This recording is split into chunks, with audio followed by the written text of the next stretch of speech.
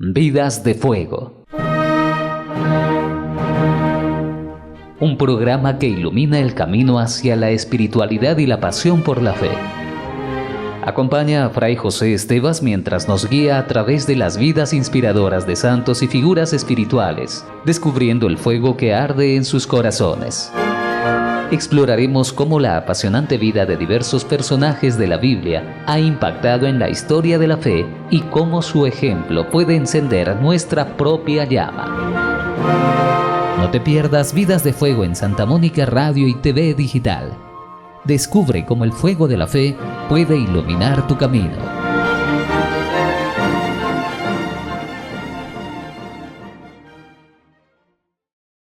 Estamos nuevamente con ustedes, con la grata presencia. Nos acompaña el Padre José Estevas. Con él abordaremos lo que corresponde hoy, la Cátedra del Apóstol San Pedro. ¿Qué tal, Padre José? Muy bien, Jaime, y todos los que escuchan Santa Mónica Radio y Televisión Más Digital. Bien, pues vamos a presentar una fiestita que celebramos ahora el 22 de febrero, para que vayamos preparándonos, y que esta fiesta en el Santoral nos representa un poquito a San Pedro como obispo de Roma y de toda la cristiandad, ya de cada uno de nosotros. O sea, San Pedro y sucesor el Papa, en este caso Papa, tenemos una sucesión ininterrumpida desde el Papa, desde San Pedro hasta hoy. Y entonces, ¿cómo recoger esta fiesta en su espíritu más bonito? Porque lo que se nombra es la cátedra. La cátedra, Jaime, es donde se dicta, vamos a decir un poquito, las enseñanzas, ¿no? En este caso, las enseñanzas que nos viene del Papa, que nos viene del sucesor de Pedro, ¿no? Entonces, ¿qué te parece si vamos describiendo un poquito esta fiesta? Correcto. Como el Señor dice a Simón Pedro: yo he pedido por ti para que tu fe no se apague, y tú cuando te recobres, da firmeza a tus hermanos. La voz cátedra significa materialmente la silla desde donde enseña el maestro, en este caso el obispo, pero ya de los santos padres la utilizaban como símbolo de la autoridad que tenían los obispos y especialmente la sede de Pedro, la de Roma. San Cipriano, en el siglo III, decía: se da a Pedro el primado para mostrar que es una la iglesia de Cristo y una la cátedra. Es decir, el magisterio, la enseñanza y el gobierno. Y para recalcar aún más la unidad añadía: Dios es uno es el Señor, una la Iglesia y una la cátedra fundada por Cristo. Mire, y como símbolo de que Pedro había establecido su sede en Roma, el pueblo romano tenía un gran aprecio a una verdadera cátedra de madera, en la que, según una tradición inmemorial, se habría sentado el príncipe de los apóstoles. San Dámaso, en el siglo IV, la trasladó al baptisterio del Vaticano, construido por él. Durante muchos siglos estuvo bien visible y muy venerada por los peregrinos de toda la cristiandad llegados a Roma. Al levantarse la actual Basílica de San Pedro, se creyó conveniente guardar como una reliquia la venerada cátedra. Al fondo de los ábsides se encuentra, a manera de imagen principal, la llamada Gloria de Bernini, un gran relicario, ¿no? Sí, en el que se conserva la silla del apóstol cubierta de bronce y oro sobre la que el Espíritu Santo irradia su asistencia. Es decir, hasta hoy se conserva. Se conserva. Desde el siglo IV. Eso, y con esa tradición que tiene, ¿no? En las fiestas que se encuentran en los calendarios anteriores al siglo IV, las primeras iglesias, se cuenta hoy, con el título de Natale Petri de Cátedra, es decir, el día de la institución del pontificado de Pedro. Con esta fiesta se quiso realzar y señalar el episcopado del príncipe de los apóstoles, su potestad jerárquica, magisterio en la urbe de Roma y en todo el orbe. Era posesión de sus respectivas sedes. Y vemos cómo por estas conmemoraciones se extendía solo a la propia diócesis en caso de un obispo, pero en el caso de Pedro se da el nombre de cátedra. Fue la única que se celebró desde los primeros siglos en toda la cristiandad. San Agustín, en un sermón para la fiesta, decía: la festividad que hoy celebramos recibió de nuestros antepasados el nombre de cátedra, con el que se recuerda que al primero de los apóstoles le fue entregada hoy la cátedra del episcopado. A nosotros nos recuerda una vez más la obediencia y el amor al que hace las veces de Cristo en la tierra. Bien, Padre José, y sabemos por la tradición de la Iglesia que Pedro residió durante algún tiempo en Antioquía, la ciudad donde los discípulos empezaron a llamarse cristianos. Allí predicó el Evangelio y volvió después a Jerusalén, donde se desató una sangrienta persecución. El rey Herodes, después de haber hecho degollar a Santiago, viendo que esto complacía a los judíos, determinó también degollar a Santiago. También prender a Pedro, liberado por el ministerio de un ángel. Abandonó Palestina y se retiró a otro lugar. Los Hechos de los Apóstoles nos dicen a dónde marchó, pero por la tradición sabemos que se dirigió a la ciudad eterna. San Jerónimo afirma que Pedro llegó a Roma en el año segundo del principiado de Claudio, que corresponde al año 43 después de Cristo, y permaneció allí por espacio de 25 años, hasta su muerte. Algunos suponen un doble viaje a Roma. Uno, después de marcharse de Jerusalén, habría regresado a Palestina hacia el año 49, fecha del Concilio de Jerusalén, y poco después habría vuelto, realizando luego algunos viajes misioneros. Bueno, San Pedro llega a Roma, centro del mundo en aquel tiempo, para que la luz de la verdad, revelada para la salvación de todas las naciones, se derramase más eficazmente desde la misma cabeza por todo el cuerpo del mundo, afirma San León Magno. Pues ¿de qué raza no había entonces hombres en aquella ciudad? ¿O qué pueblos podían ignorar lo que Roma enseñase? Este era el lugar apropiado para refutar las teorías de la falsa filosofía, para deshacer las necedades de la sabiduría terrena, para destruir la impiedad de los sacrificios. Allí con suma diligencia se había ido reuniendo todo cuanto habían inventado los diferentes errores. El pescador de Galilea se convirtió así en fundamento y roca de la Iglesia, y estableció su sede en la ciudad eterna. Desde allí predicó a su maestro, como lo había hecho en Judea y en Samaria, en Galilea y Antioquía. Desde esta cátedra de Roma gobernó a toda la Iglesia, adoctrinó a todos los cristianos y derramó su sangre confirmando su predicación, a ejemplo de su maestro. La tumba del príncipe de los apóstoles, situada debajo del altar de la confesión de la Basílica Vaticana, según afirma de manera unánime la tradición, ratificada por los hallazgos arqueológicos, da a entender también de un modo material y visible que Simón Pedro es, por expresa voluntad divina, la roca fuerte, segura e inconmovible que soporta el edificio de la Iglesia eterna a través de los siglos. En su magisterio y en el de sus sucesores resuena infalible la voz de Cristo, y por eso está cimentada firmemente nuestra fe. Jesús le preguntó a Pedro: apacienta, ¿me quieres? Apacienta mis ovejas. Bueno, pues esta es la misión encomendada por el Señor a Pedro y a sus sucesores: dirigir y cuidar a los demás pastores que rigen la grey del Señor, confirmar en la fe al pueblo de Dios, velar por la pureza de la doctrina y las costumbres, e interpretar, con la asistencia del Espíritu Santo, las verdades contenidas en el depósito de la revelación. Por lo cual, escribe en su segunda carta: no cesaré jamás de recordaros estas cosas, por más que las sepáis y estéis firmes en la verdad que ya poseéis, pues considero que es mi deber, mientras permanezca en tienda, estimularos con mis exhortaciones, pues sé que pronto tendré que abandonarla, según me lo ha manifestado nuestro Señor Jesucristo, y procuraré que aun después de mi partida podáis recordar estas cosas en todo momento.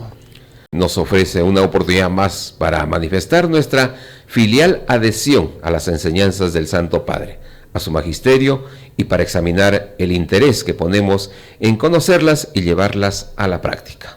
Bien, continuamos un poquito, Sí. ¿verdad?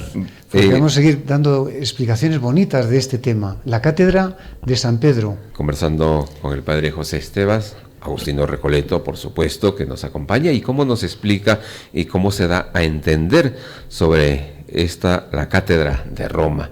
Y hoy me corresponde para que él también, con toda esa autoridad, nos pueda decir. Y voy a leer esta parte de la Biblia. Jaime, muy bien, porque queremos fundamentar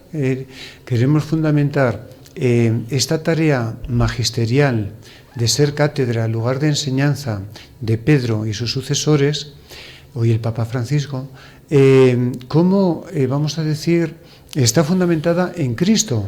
Cristo lo ha querido. Y Cristo le ha dado unas prerrogativas a Pedro, por encima de los demás apóstoles, podemos decir. Por eso, interesante, vamos a leer... Y una pinceladita, Pedro es la roca de la iglesia. Correcto, tú eres Pedro, tú eres piedra, y sobre esta piedra construiré mi iglesia, la iglesia de Jesús, porque a veces podemos fundar una iglesia, otra, tantas que hay por ahí. No, estamos en la roca de Pedro, que Jesús fundó su iglesia, la iglesia de Jesús. Ahí estamos, ¿eh? Entonces, pero ¿cómo? Vamos a escuchar. Y ahí está, Padre José, la fe de Pedro y las promesas de Jesús. Eso, las promesas de Jesús a Pedro, que para siempre va a estar cuidándolo, vamos a decir. Ahí están sus sucesores. ¿Qué texto vas a leer en concreto, por favor? De Mateo 16, del 13. Adelante. Entonces, atención, Mateo 16, del 13 en adelante, cómo Jesús le da prerrogativas a Pedro y a sus sucesores. Adelante, Jaime, por favor. Lee. Jesús se fue a la región de Cesarea de Filipo. Estando allí, preguntó a sus discípulos, según el parecer de la gente: ¿quién es este hijo del hombre? Respondieron: unos dicen que eres Juan el Bautista, otros que eres Elías, o Jeremías, o alguno de los profetas. Jesús les preguntó: ¿y ustedes quién dicen que soy yo? Pedro contestó: tú eres el Mesías, el Hijo del Dios vivo. Jesús le replicó: feliz eres, Simón Barjona, ¿por qué esto no te lo ha revelado la carne ni la sangre, sino mi Padre que está en los cielos? Y ahora yo te digo, tú eres Pedro, o sea, piedra, y sobre esta piedra edificaré mi iglesia. Los poderes de la muerte jamás la podrán vencer. Yo te daré las llaves del reino de los cielos. Lo que antes en la tierra quedará atado en el cielo, y lo que desates en la tierra quedará desatado en el cielo. Entonces Jesús les ordenó a sus discípulos que no dijeran a nadie que él era el Mesías. Muy bien, Jaime. Entonces, vamos, que Jesús va preguntando, hace como una encuesta, ¿qué dice la gente? ¿Quién es el Hijo del Hombre? ¿Qué es el Hijo del Hombre, no? Y la gente pues tiene variedad, ¿no? Uno que es Juan Bautista, que ha resucitado, otros dicen otra cosa, otros dicen otra, ¿ves? Entonces a lo largo de la historia también unos dicen una cosa, otros dicen otra, pero no hay que decirlo a nivel particular o porque lo ha dicho una personita o menganito que ha creado su iglesia aparte. No. Aquí Jesús le aclara muy bien cuando Pedro dice tú eres el Mesías, le felicita primero Jesús a Pedro y le dice, mira, esto no te lo ha revelado nadie de carne y hueso. O sea, no va a ser una sabiduría puramente racional o física o vamos a decir intelectual. No, es una revelación que viene desde el Padre. Fíjense cómo va a ser inspiración, podemos decir, ¿no? Padre, y esa confidencialidad, ¿no? Confidencialidad perfecta, ¿no? De Dios hacia Pedro, ¿no? Y como principio de la Iglesia, ha dicho que va a ser la roca de la Iglesia, ¿no? Y en este sentido va a ser esta revelación que Dios le da a Pedro en concreto, lo que le va a hacer que sea el que tenga las llaves del reino de los cielos, el que ate, desate, el que enseñe con autoridad, ¿no? El que, vamos a decir, nos va a describir realmente dónde está la fe. Y esto ha ocurrido a lo largo de toda la historia, cuando ha habido un problemita. Por ejemplo, ya en la primera iglesia tenemos que circuncidar a los que se vienen a la fe cristiana del mundo griego, del mundo romano. Tenemos que hacerlo primero judío, después que sea cristiano, que se bautice. Y ahí dirimieron en un concilio de Jerusalén, y Pedro definió al final, ¿no? Y así las consultas siempre a Roma, cuando hay algún problema, alguna herejía, algún problemita, siempre está ahí la base, ¿no? La revelación, podemos decir, la inspiración, ¿no? Infalibilidad, podemos decir. ¿Por qué? Porque eso no te lo ha revelado nadie de carne y hueso, sino mi Padre que está en el cielo. Entonces, estas prerrogativas de Pedro también dirá en algún momento: yo estaré con ustedes hasta el fin del mundo. Quisiéramos leer otro texto. Sí, padre, permítame leer este texto, Mateo 28, del 16 al 20. Adelante, donde Jesús, cuando ya parte al Padre, deja encargado a la Iglesia la tarea de enseñar y dirá: yo estaré siempre con ustedes. O sea, va a permanecer con nosotros y en sus enseñanzas. Jesús envía a sus apóstoles. Por su parte, los 11 discípulos partieron para Galilea, al monte que Jesús les había indicado. Cuando vieron a Jesús, se apostaron ante él, aunque algunos todavía dudaban. Jesús se acercó y les habló así: me ha sido dada toda autoridad en el cielo y en la tierra. Vayan, pues, y hagan que todos los pueblos sean mis discípulos. Bautícenlos en el nombre del Padre y del Hijo y del Espíritu Santo, y enséñales a cumplir todo lo que yo les he encomendado a ustedes. Yo estoy con ustedes todos los días hasta el fin de la historia. ¿Qué te parece? Bonito, ¿no? O sea, Jesús le encarga la tarea: vayan y que todos sean mis discípulos. Vamos a tratar de que todos aprendamos siempre de Jesús en su iglesia. Y segundo, enseñen lo que yo les he enseñado. Entonces el Papa no va a enseñar otra cosa distinta de lo que Jesús nos ha enseñado a través de la palabra de Dios, que, vamos a decir, lo escribió la iglesia también por inspiración divina, ¿no? Está el apóstol Juan, etcétera, escriben lo que decían los apóstoles, y cómo la Iglesia también va a recoger este depósito de la fe y para que nadie lo cambie. Entonces, qué bonito esta autoridad que Jesús ha puesto para que sea la enseñanza de Jesús y no otra, la que reine siempre en su Iglesia.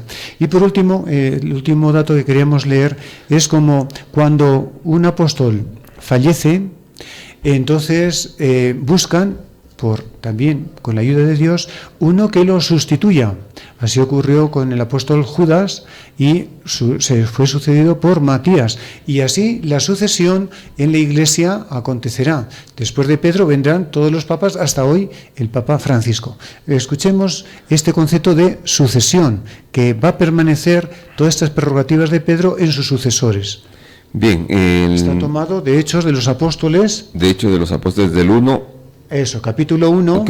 Y el versículo 15. 15 en adelante. Elección de Matías. Bien, y en esta parte nos corresponde: uno de aquellos días, Pedro tomó la palabra en medio de los discípulos. Había allí como 120 personas, y les dijo: hermanos, era necesario que se cumpliera la Escritura, pues el Espíritu Santo había anunciado por boca de David lo que hizo Judas, este hombre que guió a los que prendieron a Jesús. Era uno de nuestro grupo y había sido llamado a compartir nuestro ministerio común. Sabemos que con el salario de su maldad se compró un campo, se tiró de cabeza, su cuerpo se reventó y se desparramaron sus entrañas. Este hecho fue conocido por todos los habitantes de Jerusalén, que llamaron a aquel campo, en su lengua, Akeldamá, que significa campo de sangre. Esto estaba escrito en el libro de los Salmos: que su morada quede desierta y que nadie habite en ella. Y también está escrito que otro ocupe su cargo. Tenemos pues que escoger a un hombre de entre los que anduvieron con nosotros durante todo el tiempo en que el Señor Jesús actuó en medio de nosotros, desde el bautismo de Juan hasta el día en que fue llevado de nuestro lado. Uno de ellos deberá ser junto con nosotros testigo de su resurrección. Presentaron a dos, a José, llamado Barsabás, por sobrenombre Justo, y a Matías. Entonces oraron así: Tú, Señor, conoces el corazón de todos. Muéstranos a cuál de los dos has elegido para ocupar este cargo y recibir este ministerio y apostolado del que Judas se retiró para ir al lugar que le correspondía.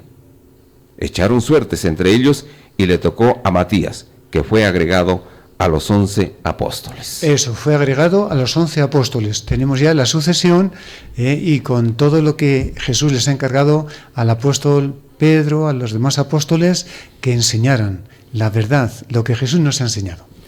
Qué bien, Padre José Estevas, cómo explicamos, entretenida se pone la lectura, porque nos lleva a recordar todas estas historias que a veces ya hemos escuchado o hemos visto, pero también nos pone de manifiesto cómo vamos a ir alimentando esa historia tan bonita. Y ahora tenemos unas preguntas para ir conociendo un poco más de estos temas. Sí, muy bien. Mira, principalmente vamos a recoger las preguntas del compendio del Catecismo de la Iglesia Católica en lo que se refiere a esto, a los apóstoles, los sucesores de los apóstoles, las enseñanzas. Adelante, Jaime. Bien, Padre José, ¿por qué la Iglesia debe anunciar el Evangelio a todo el mundo? Bueno, la Iglesia debe anunciar el Evangelio a todo el mundo porque Cristo lo ha ordenado. Vayan pues y hagan discípulos de todas las gentes, bautizándolos en el nombre del Padre, del Hijo y del Espíritu Santo. Mateo 28:19. Este mandato misionero del Señor tiene su fuente en el amor eterno de Dios, que ha enviado a su Hijo, Jesús, y a su Espíritu, porque quiere que todos los hombres se salven y lleguen al conocimiento de la verdad. Primera de Timoteo, capítulo 2, versículo 4. ¿Y de qué manera o de qué modo la Iglesia es misionera? La Iglesia es misionera porque, guiada por el Espíritu Santo, continúa a lo largo de los siglos la misión de Cristo. Por tanto, los cristianos deben anunciar a todos la buena noticia traída por Jesucristo, siguiendo su camino, dispuestos incluso al sacrificio de sí mismo hasta el martirio. Porque la Iglesia es apostólica. La Iglesia es apostólica porque su origen, ya que fue constituida sobre el fundamento de los apóstoles, hemos escuchado antes a Pedro: tú eres Pedro, sobre esta piedra construiré mi iglesia. Lo mismo dice el apóstol Pablo, fundamento de los apóstoles, en Efesios, capítulo 2, versículo 20. Por su enseñanza es apostólica, porque recoge la enseñanza de los apóstoles. Por su estructura, la Iglesia es apostólica en cuanto que es instruida, santificada y gobernada hasta la vuelta de Cristo por los apóstoles, gracias a los sucesores, los obispos, en comunión con el sucesor de Pedro. Padre José, ¿y en qué consiste la misión de los apóstoles? La palabra apóstol significa enviado. Jesús, el enviado del Padre, llamó consigo a 12 de entre sus discípulos, los constituyó apóstoles suyos, convirtiéndolos en testigos, escogidos de su resurrección, en fundamentos de su iglesia. Jesús les dio el mandato de continuar su misión al decirles: como el Padre me ha enviado, así también los envío yo. Juan 20:21. Y al prometerles que estaría con ellos hasta el fin del mundo. Ahora explíquenos qué es la sucesión apostólica. La sucesión apostólica, que le hemos leído ahí antes en el relato en los Hechos de los Apóstoles, capítulo 1, en Matías, elección de Matías, es la transmisión, sucesión de los apóstoles, la transmisión mediante el sacramento del orden de la misión y potestad de los apóstoles a sus sucesores, los obispos y al Papa. Gracias a esta transmisión, la Iglesia se mantiene en comunión de fe, de vida con su origen, mientras a lo largo de los siglos ordena todo su apostolado a la difusión del reino de Cristo sobre la tierra. ¿Quiénes son los fieles? Bueno, los fieles somos todos incorporados a Cristo desde el bautismo. Somos miembros del pueblo de Dios. Hemos sido hechos partícipes de una misma condición, la función sacerdotal, profética y real de Cristo. Somos llamados a continuar la misión confiada por Dios a la Iglesia. Entonces, entre todos nosotros hay igualdad de dignidad de hijos de Dios. ¿Cómo está formado el pueblo de Dios? Bueno, pues hay por institución divina los ministros sagrados que han recibido el sacramento del orden, la forma jerárquica de la Iglesia. A los demás también fieles, que llamamos laicos. De unos y otros provienen los fieles que se consagran de modo especial con la profesión de los consejos evangélicos, pobreza, castidad y obediencia en la vida consagrada. ¿Por qué Cristo instituyó la jerarquía eclesiástica? Cristo instituyó la jerarquía eclesiástica con la misión de apacentar al pueblo de Dios en su nombre, y para ello le dio autoridad. La jerarquía está formada por los ministros sagrados, el Papa, los obispos, presbíteros, diáconos. Gracias al sacramento del orden, actúan en el ejercicio de su ministerio, en nombre y en la persona de Cristo cabeza. Los diáconos sirven al pueblo de Dios en la diaconía, servicio de la palabra, la liturgia y la caridad. ¿En qué consiste la dimensión colegial del ministerio de la Iglesia? A ejemplo de los 12 apóstoles elegidos y enviados juntos por Cristo, la unión de los miembros de la jerarquía eclesiástica está al servicio de la comunión de todos los fieles. Cada obispo ejerce su ministerio como miembro del colegio episcopal en comunión con el Papa, haciéndose partícipes con él de la solicitud por la Iglesia universal. Los sacerdotes ejercen su ministerio en el presbiterio de la Iglesia particular en comunión con su propio obispo y bajo su guía. ¿Por qué el ministerio eclesial tiene también un carácter personal? El ministerio eclesial tiene también un carácter personal en cuanto que en virtud del sacramento del orden, cada uno es responsable ante Cristo, que lo ha llamado personalmente, confiriéndole la misión. ¿Cuál es la misión del Papa? El Papa, obispo de Roma, sucesor de Pedro, es el perpetuo y visible principio y fundamento de la unidad de la Iglesia. Él es el vicario de Cristo, cabeza del colegio de los obispos, pastor de toda la Iglesia, sobre la que tiene por institución divina la potestad plena, suprema, inmediata y universal. ¿Y cuál es la función del colegio de los obispos? El colegio de los obispos, en comunión con el Papa y nunca sin él, ejercen también la potestad suprema y plena sobre la Iglesia. ¿Cómo ejercen los obispos la misión de enseñar? Los obispos, en comunión con el Papa, tienen el deber de anunciar a todos el Evangelio, fielmente y con autoridad, como testigos auténticos de la fe apostólica, revestidos de la autoridad de Cristo, mediante el sentido sobrenatural de la fe. El pueblo de Dios se adhiere indefectiblemente a la fe bajo la guía del magisterio vivo de la Iglesia. ¿Cuándo se ejerce la infalibilidad del magisterio? La infalibilidad del magisterio se ejerce cuando el romano pontífice, en virtud de su autoridad de supremo pastor de la Iglesia, o el colegio de los obispos en comunión con el Papa, sobre todo reunido en un concilio ecuménico, proclaman con acto definitivo una doctrina referente a la fe o a la moral, y también cuando el Papa y los obispos, en su magisterio ordinario, concuerdan en proponer una doctrina como definitiva. Todo fiel debe adherirse a tales enseñanzas con el obsequio de la fe. Quisiera resaltar un poquito, por ejemplo, motivos de la credibilidad del magisterio. Bueno, pues que le han recibido la misión de enseñar a todas las gentes. Es una delegación que da Cristo, Maestro. Él también dice, yo estaré con ustedes hasta la consumación de los siglos. Cristo va a estar siempre apoyándonos.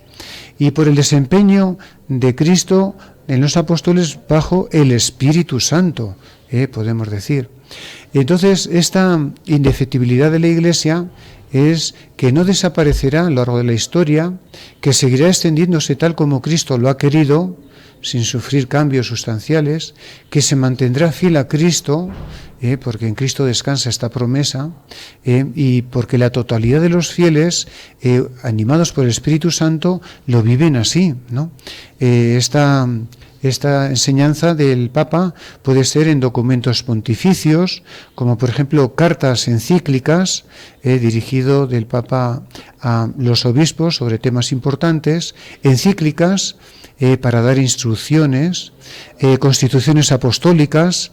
El Papa ejerce su autoridad sobre temas administrativos, exhortación apostólica, sobre todo cuando termina un sínodo nos da una exhortación apostólica, carta apostólica a un grupo de personas, una bula sobre asuntos judiciales, un motu propio donde se expresa el Papa por sí mismo, en fin, y luego características del magisterio de la Iglesia. Bueno, pues tenemos un magisterio auténtico cuando lo da el obispo en su diócesis, el Papa a nivel universal, las conferencias episcopales. Infalible de todos los obispos con el Papa en consenso unánime, de los concilios ecuménicos cuando definen, del Papa cuando habla ex cátedra. Ex cátedra quiere decir cuando el Papa lo define una verdad escátedramente, ¿no? Como doctor de los fieles, supremo pastor, confirmando la fe de sus hermanos. El Concilio Vaticano I fijó condiciones para un magisterio del Papa sea infalible. El Papa enseña como pastor y doctor universal, no algo en privado. El Papa define, es decir, con un juicio definitivo, irrevocable. El Papa ejerce su suprema autoridad apostólica con libertad, no coacción. El Papa define una doctrina de fe, costumbres, que vamos a decir está relacionada con la revelación, que debe ser sostenida por toda la Iglesia. Qué bien, parece, padre, esta explicación en torno a lo que cumple la cátedra, ¿no?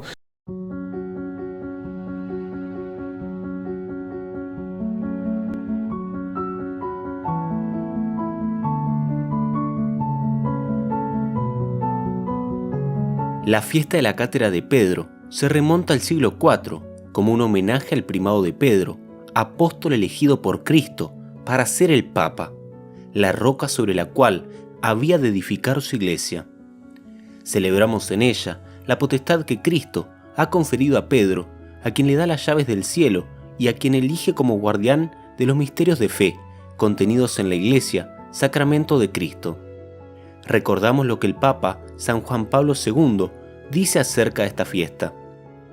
La festividad litúrgica de la Cátedra de San Pedro subraya el singular ministerio que el Señor confió al jefe de los apóstoles, de confirmar y guiar a la Iglesia en la unidad de la fe.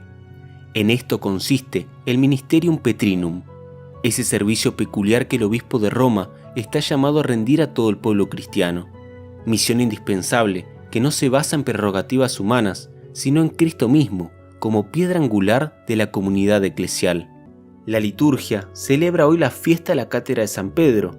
Se trata de una tradición muy antigua, atestiguada en Roma, desde el siglo III, con la que se da gracias a Dios por la misión encomendada al apóstol San Pedro y a sus sucesores. Cátedra viene del latín cátedra, y del griego catedra, que significa asiento o sede. Podemos ver que la Real Academia Española nos da varias definiciones para esta palabra. Nosotros vamos a tomar algunas. La primera, asiento elevado, desde donde el maestro da lección a sus discípulos. Una segunda definición, especie de púlpito con asiento, donde los catedráticos y maestros leen y explican las ciencias a sus discípulos. Otra definición, dignidad pontificia o episcopal. Por último, tomamos la definición lugar que ocupa el obispo en su catedral, desde el que preside las celebraciones litúrgicas. A su vez también, la Real Academia Española nos da dos definiciones particulares para esta palabra.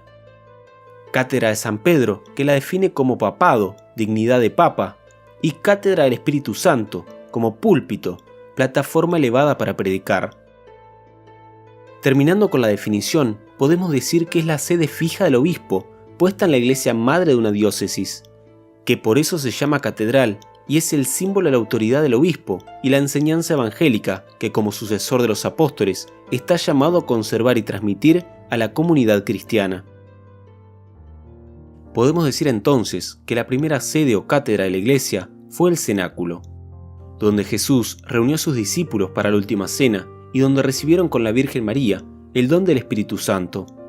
Más tarde, Pedro se trasladó a Antioquía, ciudad evangelizada por Bernabé y Pablo, donde los discípulos de Jesús fueron llamados por primera vez cristianos. Hechos capítulo 11, versículo 6. Allí Pedro fue el primer obispo, y esto explica por qué Antioquía tiene una fiesta propia de la Cátedra de Pedro, que se celebra el 22 de febrero. Dr. Juan Carlos Verástegui, cirujano oncólogo, especialista en el manejo del cáncer de cabeza y cuello, tiroides, lengua y mucosas, piel, cáncer de mamas, piel y partes blandas, cáncer de esófago, estómago, hígado, páncreas, colon y recto, tumores retroperitoneales, cáncer de vulva, vagina, cervix, cuerpo del útero y ovario, cáncer de pene, testículo, próstata, vejiga, riñón. Atiende en Onconor, Las Diamelas, 285, Santa Victoria, Chiclayo. Celular 935-776-774. FAR Plus. Nuestras certificaciones internacionales garantizan nuestros procesos de fabricación y nuestra moderna infraestructura nos permite brindar soluciones de almacenamiento de gran capacidad. Presentamos la línea de tanque doméstico FAR Plus con tanques de capacidades de 350 litros hasta 2.600 litros. Tanques industriales FAR Plus con capacidades de 5.000, 10.000 y 25.000 litros. Quiero presentarles el tanque 40.000 litros FAR Plus, el único en el país de esta capacidad. En FAR Plus hemos desarrollado nuestro sistema de biodigestores desde el volumen de 600 litros hasta 7.000 litros. Encuéntranos en Chota y Cajamarca, Ferretería Central, distribuidor autorizado. Vidas de Fuego. Un programa que ilumina el camino hacia la espiritualidad y la pasión por la fe. Acompaña a Fray José Estevas mientras nos guía a través de las vidas inspiradoras de santos y figuras espirituales, descubriendo el fuego que arde en sus corazones. Exploraremos cómo la apasionante vida de diversos personajes de la Biblia ha impactado en la historia de la fe y cómo su ejemplo puede encender nuestra propia llama. No te pierdas Vidas de Fuego en Santa Mónica Radio y TV Digital. Descubre cómo el fuego de la fe puede iluminar tu camino.